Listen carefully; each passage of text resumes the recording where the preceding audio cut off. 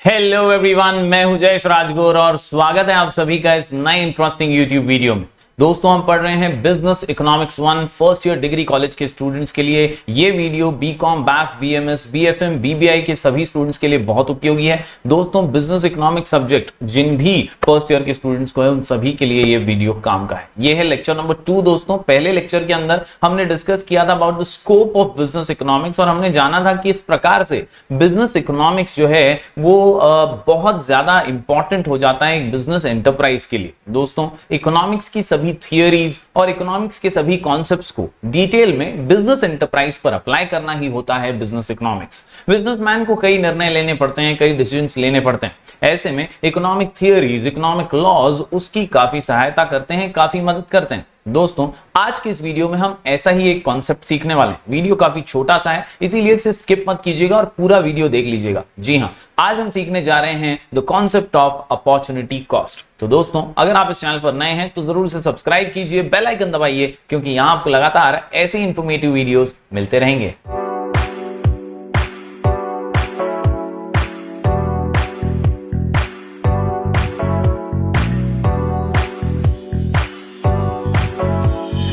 तो दोस्तों, जैसा कि आप जानते हैं, बिजनेस इकोनॉमिक्स ये बिजनेस और इकोनॉमिक्स का मिश्रण है। ये एक ऐसा टॉपिक है जहां पर बिजनेस एंटरप्राइज के लिहाज से सभी इकोनॉमिक कॉन्सेप्ट्स को तवज्जो देकर के बिजनेस डिसीजंस लिए जाते हैं। जी हां, बिजनेस इकोनॉमिक्स में be considered as economics applied to problem solving at the level of a firm. यानी जो भी प्रॉब्लम्स या जो भी निर्णय लेने के कंफ्यूजन से एक बिजनेसमैन गुजरता है, वो इकोनॉमिक थियरीज को समझ करके उनका इस्तेमाल करके अपने प्रॉब्लम्स को चुटकियों में सॉल्व कर सकता है। A business firm which is the decision making unit is confronted with the problem of scarcity of resources। जी हाँ, एक बिजनेस फर्म को कई सारे रिसोर्सेस की स्केर्सिटी हमेशा जो है उसके सामने आती रहती है, जैसे कि कैपिटल का कमी होना, कई बार मशीनरी की कमी, कई बार रॉ मटेरियल्स की कमी, ऐसी कई अलग अलग स्केर्सिटी उसके सामने आती रहती है। ऐसे में अब बहुत सारे चॉइसेस में से कौन सी बेस्ट चॉइस है, ये चुनने के लिए इकोनॉमिक थियरीज एक बिजनेस एंटरप्राइज की मदद करते हैं। It has to deal with the problem of scarcity of resources which have alternative uses to produce a commodity from among many. There is therefore a similarity between a economic and a business problem। जी हाँ, ये बहुत ही similar concepts हो जाते हैं और इसीलिए एक business enterprise economics की मदद से अपने प्रॉब्लम सॉल्व कर सकता है।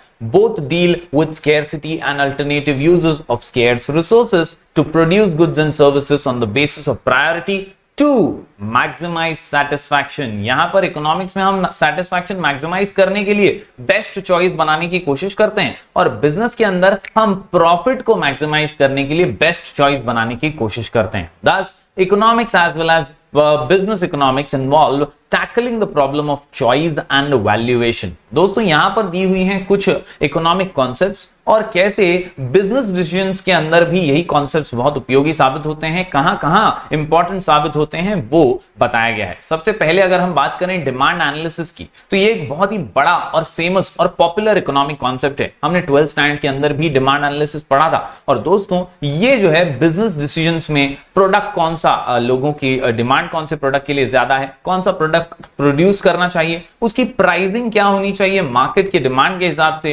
क्या इनोवेटिव आइडियाज लगा करके हम कैसे मार्केटिंग करके क्रिएटिवली प्रोडक्ट को ब्रांड कर सकते हैं और लोगों तक पहुंचा सकते हैं, ये यहां पर पूरी तरह डिमांड एनालिसिस पे बेस्ड होता है। तो आपको सिमिलैरिटी समझ आ रही होगी कि इकोनॉमिक कॉन्सेप्ट जो हैं वो किस तरह से बिजनेस डिसीजंस में कन्वर्ट होते हैं। इसके अलावा अगर बात करें production and cost analysis economic theory की, तो ये एक बिजनेस के एंगल से उसे कितना रॉ मटेरियल लगाना है, कितना आउटपुट निकालना है, कौन सी टेक्नोलॉजी से वो ज्यादा, यानी कौन सी बेस्ट मशीनरी होगी जिससे वो ज्यादा आउटपुट निकाल सके, ज्यादा प्रोडक्शन कर सके, ये डिसीजंस लेने में production and cost analysis theory business enterprise की मदद करती है। तो इस प्रकार से दोस्तों अलग अलग इकोनॉमिक कॉन्सेप्ट्स हैं, जैसे मार्केट स्ट्रक्चर एनालिसिस। आप मोनोपोली मार्केट में हैं, आप परफेक्ट कॉम्पिटिटिव मार्केट में हैं, आपका कौन से टाइप का मार्केट है वो समझ करके आप बिजनेस डिसीजंस ले सकते हैं regarding the price, marketing, diversification, market expansion and mergers and takeovers. आजकल तो मर्जर्स और टेकओवर्स का जमाना है। कहीं ना कहीं वोडाफोन आइडिया हमने देखा ही है, मर्ज हो गए हैं। कई और ऐसी कंपनीज हैं जिन्होंने टेकओवर किया है दूसरी कंपनीज को। तो ऐसे मर्जर्स और टेकओवर्स जो है वो आजकल आम बात हुए हैं, और इनको पूरी तरह से एक प्रॉपर डिसीजन में कन्वर्ट करने के लिए इकोनॉमिक थियरी जैसे कि मार्केट स्ट्रक्चर एनालिसिस बहुत उपयोगी साबित होती है। बात करें प्रोजेक्ट अप्रेजल्स की, तो यहां पर इन्वेस्टमेंट डिसीजंस इकोनॉमिक में प्रोजेक्ट अप्रेजल्स के आधार पर है। साथ ही साथ फर्म्स बिहेवियर एनालिसिस, तो प्रॉफिट डिटरमाइन कितना होने वाला है, सेल्स कैसे बढ़ाएंगे, मार्केट शेयर टारगेट्स हमारे क्या हैं, कौन सी हमारी टारगेट ऑडियंस है, स्टेक होल्डर्स यानी हमारे प्रोडक्ट में इंटरेस्टेड कौन कौन है, ये सारी चीजें हम फर्म्स बिहेवियर एनालिसिस से पता लगा सकते हैं। आखिर में रिस्क और अनसर्टेनिटी जो इकोनॉमिक्स में हमेशा से ही है, वो बिजनेस का भी एक बड़ा अंग रहा है। रिस्क के बिना कोई बिजनेस हो ही नहीं सकता, और इसीलिए economic forecasting and planning is also essential. तो इस प्रकार दोस्तों ये है relationship between economic concepts and business decisions. चलिए अब हम बढ़ते हैं आगे और देखते हैं आज का छोटा सा और बहुत ही महत्वपूर्ण कॉन्सेप्ट जिसका नाम है अपॉर्चुनिटी कॉस्ट। लेकिन अपॉर्चुनिटी कॉस्ट है क्या?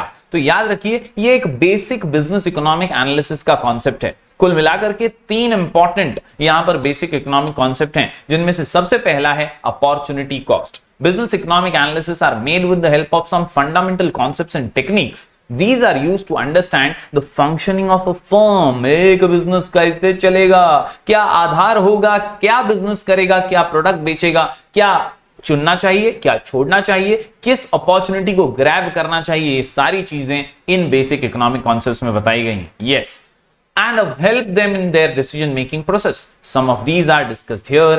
आज हम डिस्कस करने वाले हैं अपॉर्चुनिटी कॉस्ट को। यहां पर 3 इंपॉर्टेंट कॉन्सेप्ट्स हैं। एक तो अपॉर्चुनिटी कॉस्ट, दूसरा मार्जिनलिज्म एंड इंक्रीमेंटलिज्म, इसके अलावा मार्जिनल एनालिसिस। एक एक करके वीडियोस के जैसे जैसे आपके लिए मैं बनाते रहूंगा, वैसे वैसे आपको सारे कॉन्सेप्ट्स क्लियर करने हैं। आज के इस वीडियो में डेडिकेशन है पूरी तरह से अपॉर्चुनिटी कॉस्ट के लिए। चलिए शुरू करते हैं। सबसे पहले बात करूं मैं अपॉर्चुनिटी कॉस्ट की, तो एकदम शॉर्ट में याद रखिए, एकदम शॉर्ट में पहले दिमाग में कॉन्सेप्ट को फिट कर लीजिए। ये है दोस्तों प्रॉफिट लॉस्ट।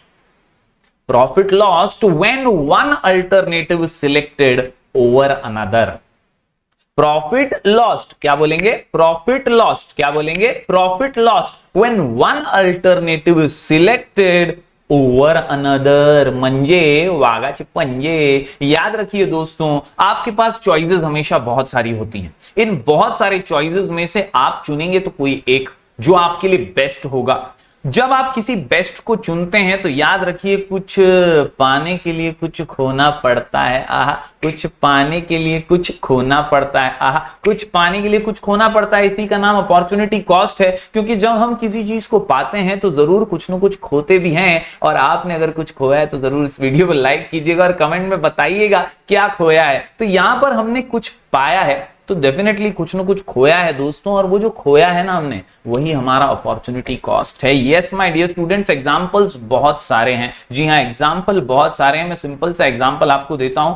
फॉर एग्जांपल, आप इंटरव्यू के लिए जाते हैं, लगातार निरंतर बार बार, अचानक से एक दिन आपको कॉल आ जाता है और आपको पता चलता है कि यार साला 2 अपॉर्चुनिटी एक साथ मिल गई है, 2 जगह पे जॉब ऑफर मिल गया है।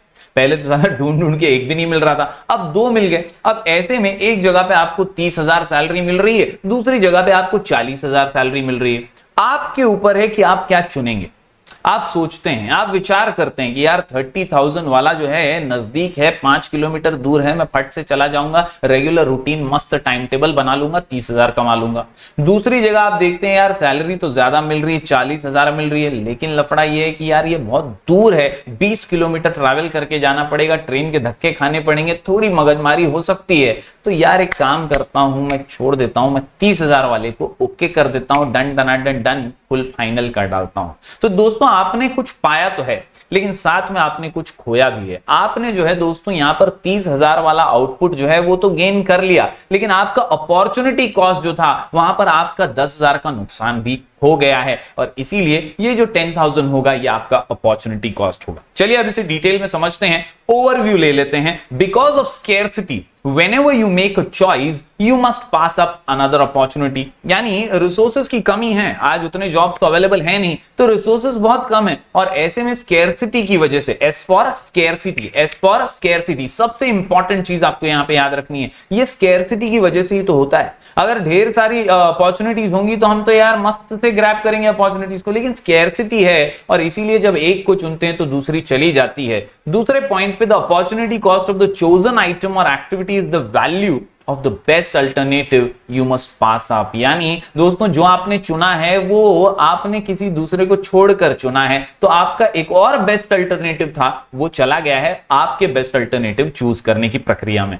दोस्तों opportunity cost depends on your alternatives, depends on your alternative, depends on your alternative. जो आप चुनेंगे उसके आधार पर आपका अपॉर्चुनिटी कॉस्ट डिसाइड होगा। Opportunity cost is a personal thing, but in some cases estimating a dollar cost for goods and services may work and be helpful in choosing। जी हां, इस अपॉर्चुनिटी कॉस्ट के जरिए आप बिजनेस एंटरप्राइज होने के नाते ये तय कर सकते हैं कि यार किसमें ज्यादा फायदा हो रहा है और किसमें ज्यादा नुकसान हो रहा है, क्या ज्यादा खो रहा हूं, क्या ज्यादा पा रहा हूं, and then you can make a best decision कि क्या चुनना चाहिए और किससे ज्यादा फायदा हो सकता है, ज्यादा प्रॉफिट हो सकता है। In other cases the dollar के कॉस्ट में omit some important elements, particularly the value of time involved. तो यहां पर आप ये भी देख सकते हैं कि यार मेरा टाइम किसमें, कौन से चॉइस में कितना जा रहा है, तो ऐसे में आप पैसे की अहमियत नहीं देंगे, आप सोचेंगे यार मेरा टाइम ज्यादा सेव हो रहा है तो मैं उस अपॉर्चुनिटी को ग्रैब कर लूं। तो ऐसे में दोस्तों अपॉर्चुनिटी कॉस्ट हर किसी के लिए अलग तो होता है,